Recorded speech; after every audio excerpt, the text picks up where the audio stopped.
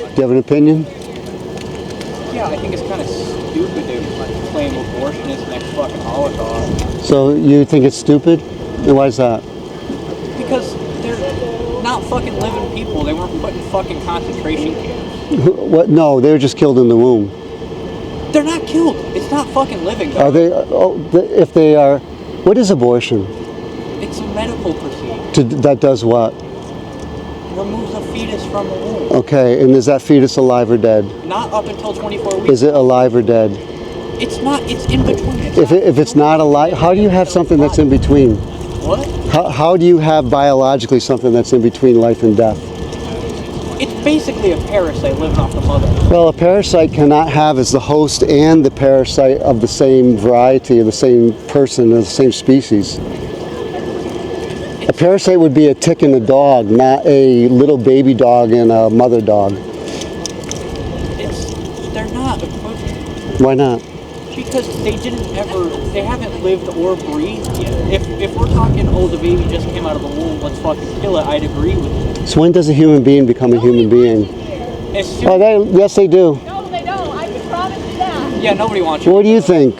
But that doesn't mean that killing babies is okay. You're not killing anybody, dog. Well, if abortion is to end the life of something, then it is killing it. Isn't that the definition of life and killing? No, because a fetus is not living. Do you know what a fetus means? Of course it's alive.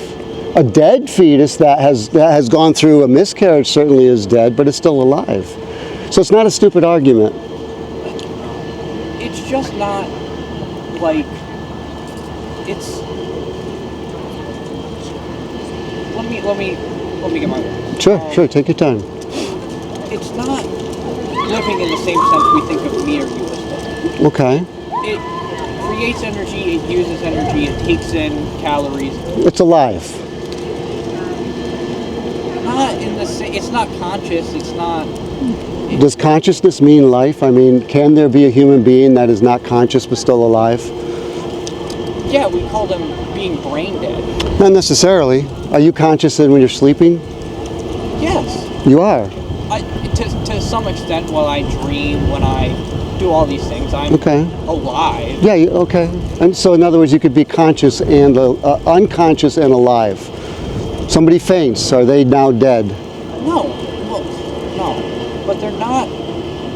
A fetus does not have the same wills and ideas as any other human being. I got a little 15-month, or actually he's 19-month-old. I mean, he's just learning to talk and make cognitive thoughts, just barely. Should we have the right to take his life? Because he doesn't fit your definition of what a human being is? Just because a child can't fucking speak doesn't mean it's not living. Exactly, thank you. You just made my argument. No, because a child out of the womb and a fetus are two different stages of... Sure. So is a prepubescent human being and a toddler and zygote and embryo and all that. They're all in different stages of development. Human beings continue to develop up until puberty, all the way through puberty. When the secondary... Until we die. What's that? Okay, very good. You're right. They're not... Our preconceived notions of what living are do not fit with what a fetus goes through. I appreciate you said that. Our preconceived notions based upon what? What are those preconceived notions? Our living experiences. Okay. We sit, we talk to each other, we learn. Okay. Fetuses do not have that ability. They are Neither did my babies. I've had 5 kids, and I could tell you, even a baby that comes out of the womb doesn't have the ability to converse. So the question I have for you is, when does a human being become a human being, and when do human beings have equal protection and equal justice under the law? As soon as a fetus is viable outside of the womb. Viable outside of the womb. So how do you know that? Where are you basing that out of? Is that opinion? Medical knowledge. Why do they save babies that are in the womb? Like the NICU. What? Like NICUs. Do you know what a NICU is? I spent the first few weeks of my life in a NICU. Wow, good for you. So how early were you born? I was born on term. My mother has pre-existing medical conditions that caused Yeah. problems during pregnancy. And she loved you before you were born, right? I guess. You guess? Like, I think she liked the concept of me, Mm-hmm. but I wasn't a person for her to have any feelings. And when does a person become a person? As soon as they're able to take a breath on their own. Who says? I mean, fetuses actually do breathe. Did you know that? They breathe amniotic fluid. But you're saying that a person is a person only when they can breathe on their own. A person is a person when they can only sustain life for themselves. Well, my 19-month-old baby, if I left him alone, he would die. So is he not a person? And your dog would die if you didn't feed it for 3 weeks. No, dogs, I mean, there are dogs that can certainly live on their own. But that doesn't, a dog is very different than a human being. Would you agree with that? They're in no way less living than you would be. I know, but as far as their rights, do you own a dog? No. No, I mean, do people own dogs? Yeah. Should people own other human beings? That's a separate argument. No, well, it's an interesting argument. I'm not arguing. I'm asking you. So there is a difference between dogs and human beings. Is what I'm trying to establish. Under the law, yes. Okay, so we don't under the law. So we are not allowed to own human beings. Why? Because we as a society agree. What's that? We of a society have agreed. Yeah, because it's wrong to own another human being. But how do you know it's wrong? Because they're conscious people. Okay, but so what? But why does that make them worthy of equal justice and equal protection under the law? Because they're human beings. I'm not gonna.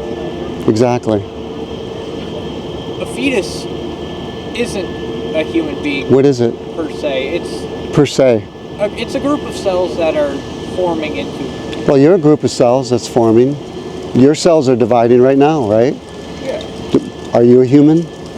Yeah. Are you worthy of equal justice and equal protection? I would say so. Okay. Why are you better than a baby that's in the womb? Because it's not. Look, it's obviously a complicated issue. It's not that complicated for me. We know that at the moment of fertilization, we have life, we have a human life. So my argument is simply based upon the objective scripture, all human life should have equal protection and equal justice under the law. But the fetuses do not have any. They don't have any notion of what. So?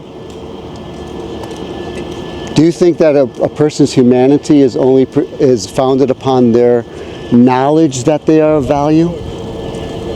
I think their value is based off their autonomy as a human being. Okay, what do you mean by autonomy? Their ability to think and live on their own. Okay, let's go back to my 19-month. He says baba, he says dada.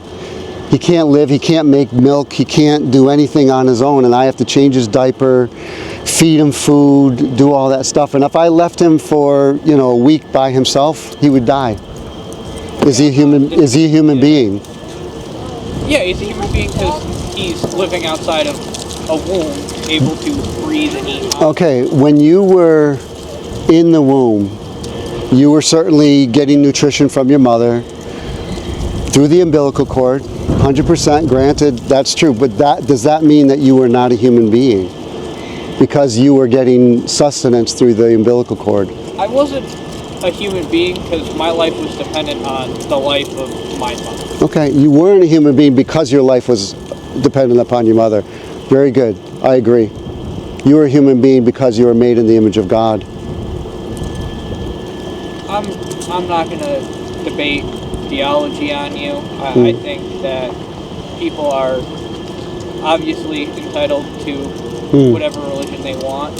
Sure. I just don't believe that your preconceived image of God should have any basis on other people's conception of what they want to do. However, why should other people's conception of God and morality be allowed to cause the death of human beings in the womb? Aren't they imposing their religious views upon those innocent babies? If you want to call secular society religious views, Well, it is, sure.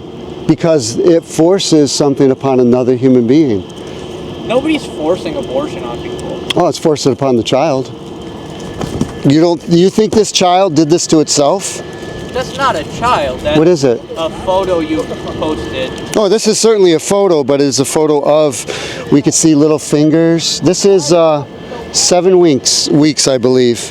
We have little fingers. We could see the eyeball that has been messed up. Here's the little legs.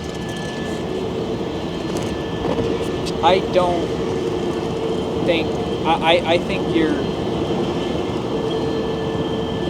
I appreciate you thinking it through. So I guess what I'm saying is my argument is not stupid. You came immediately with, what you're saying is stupid. You could see it's not stupid. It may be different than you, but it is thought through. It is not just, based upon some sort of emotions or feelings. I can defend what I believe very articulately, and it's not stupid.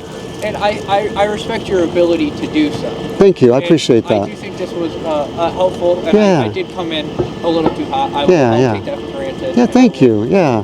But I think as a society, we have agreed that there are bigger costs to not allowing this. Yeah, that's what they said back in slavery. They said we need to keep slavery going because our economic system is so founded upon slave trade and the work that slaves do, that to abolish slavery would be detrimental to society, so we need to keep it going. So the argument is not the same, but it's similar.